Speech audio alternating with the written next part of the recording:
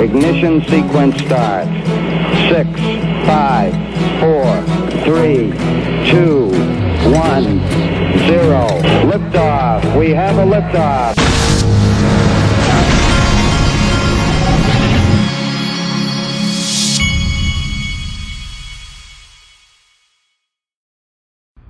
Hey everybody, this is the Digital Asset Investor. I want to play you the first part of this.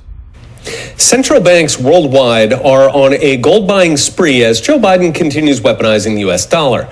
But China stands out, hoovering up historic quantities of the yellow metal. So what is China planning? Well, all you need to know is what they're doing. And I want to remind you, this is going to go until the 14th of July. Glint, who's one of my sponsors, the link's in the top of the description. If you give them the referral code DAIV50, you get 50% off the vaulting and insurance fees for the next 12 months. It's only for new accounts, so go check it out. Now, you also want to check this out. Look what we have going on here. Look at all of those top 6 right there. On the year, XRP's up 67%, 41% for the quarter, 21% for 30 days. Look at Bitcoin up there. XRP is kicking a word, as my 10-year-old son would say, and taking names. And it's also beating Ethereum.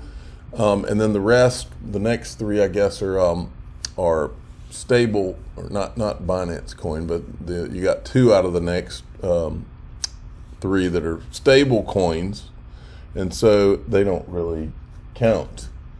You see what's happening, folks? XRP rising. I think it was always going to happen, wasn't it? Now, Yoshitaka Katao, it's been a while since I've said his name, CEO of SBI. We haven't talked about SBI in a while on this channel, but we used to go over it all the time. They own, just for those of you that don't know, they own roughly 10% of Ripple. Bought it back in, I want to say 2016 maybe. He's always been real bullish on XRP. Here in this video, they don't have any captions here, but he says, if the conclusion is reached and XRP is a coin, I think it will be a very expensive price. If the conclusion of the trial is positive, I think the management will immediately go public. I think these are kind of the whispers that we've been hearing, is about a Ripple IPO coming up, almost as if this thing's already over. And then this was put out too, and I don't know if these words are made up or correct, but I haven't seen it. Let me go through the comments. This translation can't be real, bro. So this must be fake. I'll show it to you anyway, and you decide. I agree.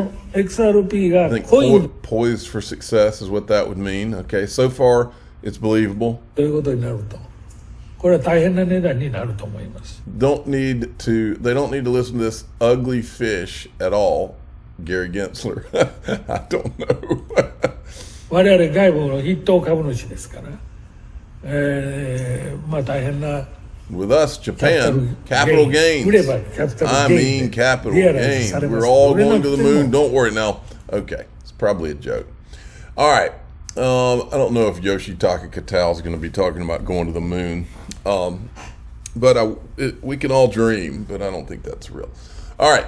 John Deaton, Wednesday, June 14th, 2023. Tomorrow's the day, folks. The Bill Hinman speech. And John is doing his live cast at 3 p.m. Eastern time.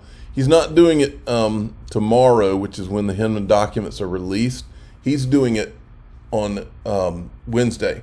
And that's smart for a few reasons. One, well, the main reason being that, in my opinion, these documents are going to be released after 5 p.m. tomorrow. Let me tell you why I think that.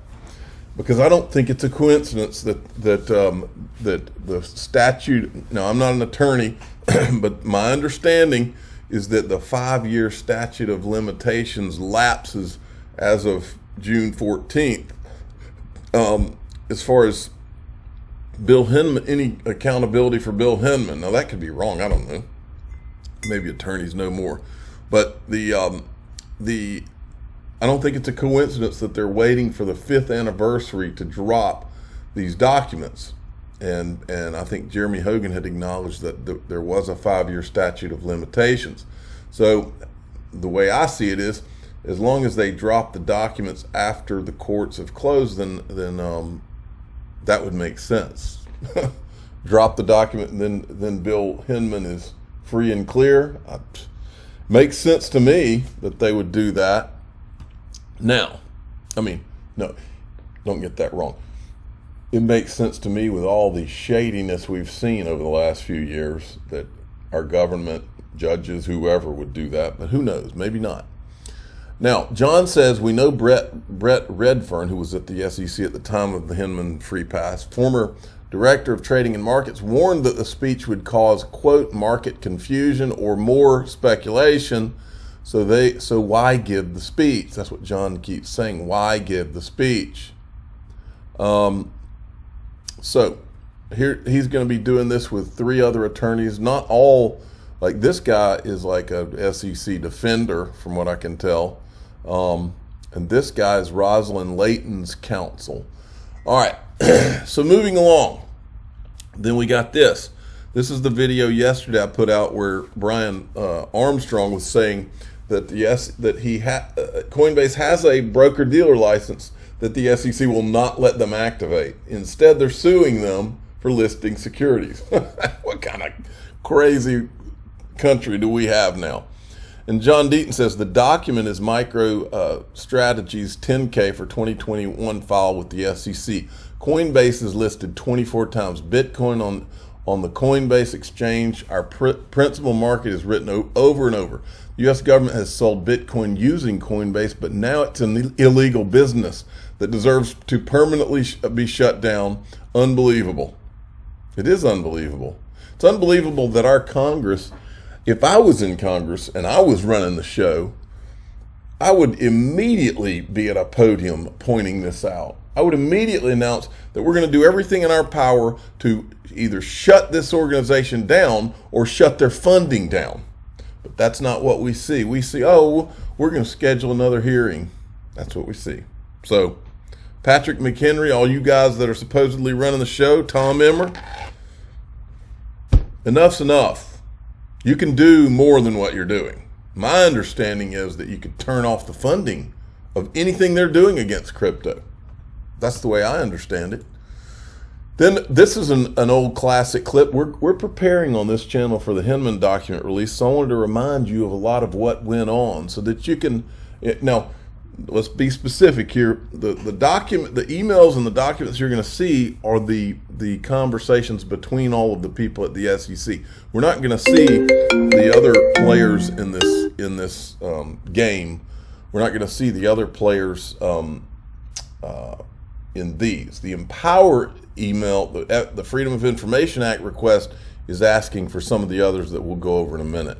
But here's John Deaton when he was on a podcast a while back talking about a backroom deal. He says, write a memo up for us and tell us what you want. They write a memo and a safe harbor proposal. There are multiple meetings that take place. A secret meeting in March of 28th of 2018, and it gets leaked because there's some stuff going on in there. And they propose a safe harbor for crypto, but the only crypto they mention is Ether. And then what happens on June 14th, 2018, Bill Hinman, gratuitously as Director of Corporation and Finance, very high up at the SEC, gives his infamous speech where he says, setting aside the fundraising that took place with Ether, it is sufficiently decentralized today, and therefore current sales of Ethereum are no longer considered a security. He goes on CNBC and he says, well, you know, when we look at Ethereum, we don't see a third-party promoter. You just had a meeting with him. It's a backroom deal. You just had meetings with him. He had a meeting on June 8th, 6 days before the speech. He had a meeting with the promoter. So he gets up there and says, we don't see it. In criminal law, this sounds like a proffer meeting almost. And then, absolutely. Then all the people start asking, well, what about XRP? XRP was actually number 2 at the time behind Bitcoin, and it was battling Ether for the number 2 spot. Oh, we're not going to comment on any of further tokens. Joe Lubin then goes out and starts basically saying what the SEC is going to do. He says, we're working with the SEC. They gave Ether a pass. They gave Bitcoin a pass. All these other coins, he literally says this, are absolutely spectacularly disadvantaged compared to Ether. They didn't mention XRP. That's very interesting. He says the SEC is going to be coming after certain projects. All of this takes place, right? In the meantime, Bill Hinman is collecting $15 million from his law firm while he's at the SEC, which is a member of the Enterprise Ethereum Alliance, right? All right. So then we've got this. Now this I saw yesterday. There was one of those Twitter fight threads going on after I'd posted a video. But Matt Hamilton said something interesting. He said you'd have to look at what things didn't happen as a result of the SEC action against Ripple. Take, for example, USDC. Would Circle have issued USDC on the XRP ledger if the SEC case hadn't hit? They were already talking about it. What is the damages of that? What about MoneyGram? Exactly, he's exactly right. But what I didn't know, I don't remember having any knowledge that they were already talking about putting Circle issuing USDC on the XRP ledger. I did not remember that at all. And so I said my memory wasn't what it used to be. I think this is news to me, very significant news. Is this true, Jeremy Allaire? And then I said, John Deaton, have you ever heard of this? John says, no, I haven't. But this would be significant. To prove damages, you need expert testimony. Think of your accountant calculating your lost wages due to an accident causing you not to work. Expert damage models often face Daubert challenges. The main argument is that the model is based on rank speculation. But if you can prove a project like Circle was going to issue USDC but did not because of the lawsuit, then it isn't so speculative. Then we got this. Warren Davidson, you should thank Gary Gensler. This is Warren Davidson, who is one of the good guys, but will not mention ETHgate for some reason. Never, to my knowledge, has ever mentioned ETHgate. You should thank Gary Gensler for driving fintech out of America. UK is probably still a great place to invest, but Gary is definitely driving capital out of American markets.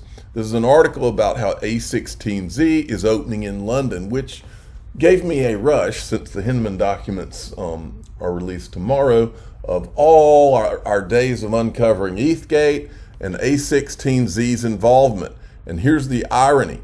Do you know who at A16Z wrote the article announcing that they're expanding to the UK? That would be Chris Dixon. They're expanding to the UK because they've got to go where there's regulatory clarity. Now, the irony here is that Chris Dixon is who Jay Clayton told to form the Venture Capital Working Group, which led to the Bill Hinman Bitcoin Ethereum Free Pass speech, and is now writing the article about A16 needing to go to the UK for regulatory clarity. ETHgate's real. Can't wait to see those Hinman documents. And he was also on a board member at Coinbase. Okay, but that's not all, folks. Let's go down memory lane. I reposted the timeline for everybody since we're going to see that. Here's exactly what happened. It's important in this story that you understand that on May 5th, 2015, then Assistant U.S. Attorney Katie Haun signs off on the FinCEN Ripple Labs settlement, which calls XRP a virtual currency. September, and then we'll skip that one. We'll go down. Let's fast forward to January 24th. Jay Clayton speaks at Stanford University's Rock Center. Katie Haun is in the front row and asks Jay Clayton a question. The very next day, January 25th, Jay Clayton meets with Andreessen Horowitz. At this meeting, Clayton appoints Chris Dixon to get industry players together, requests a memo detailing a framework. These are the industry players, okay? It's Andreessen Horowitz, Union Square, these three law firms, Perkins Coie, where Lowell Ness is. Lowell Ness was Andreessen Horowitz's general counsel or their crypto attorney, okay? And then as we go along, later on, we find out, we get the Ethereum Free Pass, and what do you know? June 25th, 2018, literally just 10 or so days after the Hinman Free Pass speech, Andreessen Horowitz announces that they're going to hire Katie Haun as general partner. She'll co-lead a crypto fund with Chris Dixon, same guy that Jay Clayton designated from the venture capital to form the venture capital working group. All right. So now that we've kind of gone through that, I was looking around. I haven't heard anything out of Katie Haun recently. Hinman Ethereum Free Pass emails come out tomorrow. I haven't heard much from Katie Haun lately. I'm not saying what this guy is saying right here, but I just wanted to show you this. Hey, I have no problem with people buying $41 million mansions. I have a problem with ETHgate. I don't know if she was involved in ETHgate, but I know that she's on the timeline, and I know that she is the one that went after Ripple back in 2015 and then pops back up at Andreessen Horowitz. And it appears that she was sitting there. I've always wondered if she was sitting in the front row, asked Jay Clayton a question, and then says, hey, why don't you come over to Andreessen Horowitz tomorrow with me?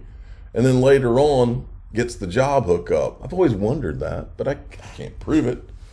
But she sure is quiet. She later left Andreessen Horowitz right around the time ETHgate was blowing up and formed her own thing.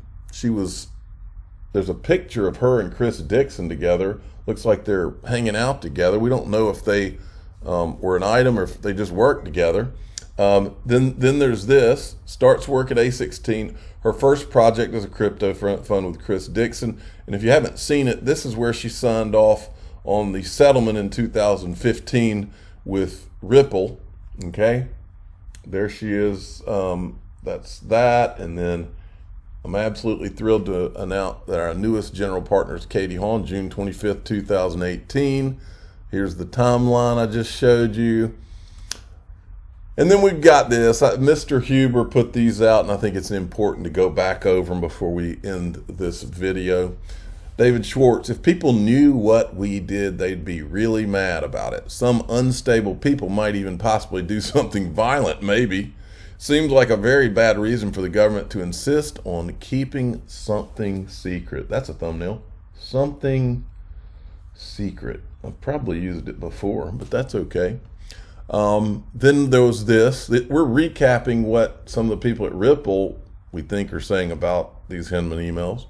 Brad Garlinghouse said the SEC wants you to think that it cares about disclosure, transparency, and clarity. Don't believe them. When the truth eventually comes out, the shamefulness of their behavior will shock you. Okay? Gary Gensler's trying to do shock and all like the other, Stuart Alderati tweeted that out the other day. Well, maybe this is the real shock and all. I've always felt good about our legal arguments, and I feel even better now. I always felt bad about the SEC's tactics. I feel even worse about them now. And there's Billy Boy Hinman. All right, I'm not going to play this, maybe in the next video. I'm the digital asset investor. I'm not an investment advisor. This is for entertainment purposes only. Please subscribe, hit the like button, tell your friends and family that tomorrow's the day, Hinman D-Day. Thanks for listening.